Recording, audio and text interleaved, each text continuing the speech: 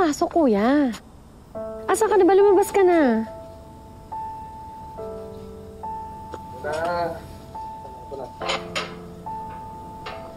Ano kaya? Saan yung tumama sa'yo? May injury ka? Okay ka lang ba? Tsaka, nalunod ka, di ba?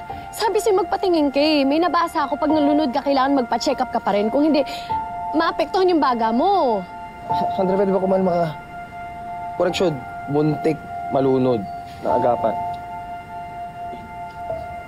Naagapan? Okay ako. Ate! Ate, alam mo ba?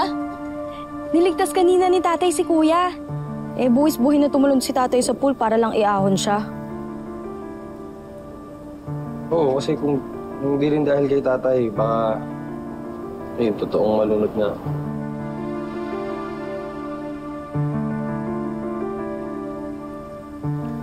Okay na kayo? Andrea. Joel, halika na. Umalis na tayo. Andrea, mag-usap mo pero... Halika na! Umalis na tayo! Andrea, mag-usap muna tayo. Andrea, ako sabi mo muna kasi ako. Mag-i-explain naman ako eh.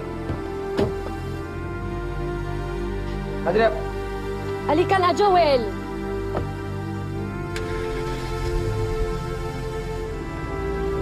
Andrea! Andrea!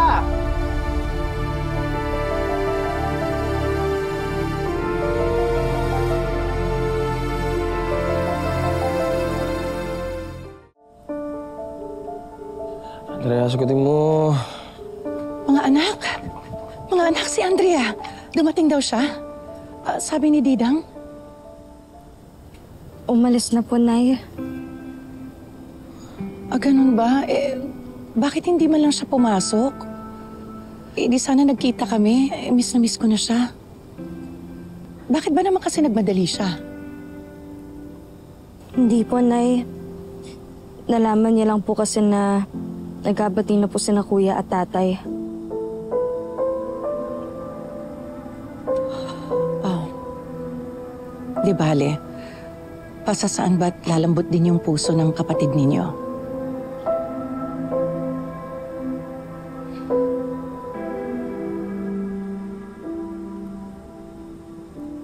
Nag-alala pa naman ako kay kuya. Yung pala okay siya. Nakangiti pa. Kasi bati na sila ng tatay niya.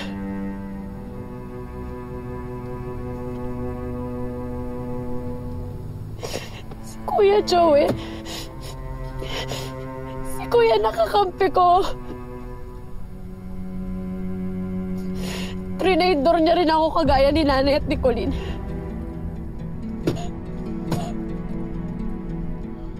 Pinagkaisa nila ako, iniwan nila ako mag-isa. Nagpapauto sila dun sa lalaking sumira sa pamilya namin. Mali ba ako, Joel? Mali ba yung nararamdaman ko? Mali ba ako? Ayokong invalidate yung nararamdaman mo. Pero Andrea, huwag kang magagalit. Di ba parang masyado ko na nagmamatigas? I mean, hindi ba talaga kaya patawarin ng tatay mo? Kahit pa ulit-ulit na siyang humingi ng tawad. Maybe it's time to reconsider.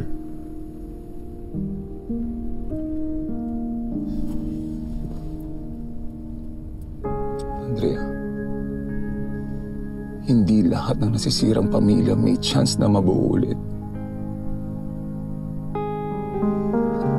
Kaya huwag mo sayangin yung chance na to.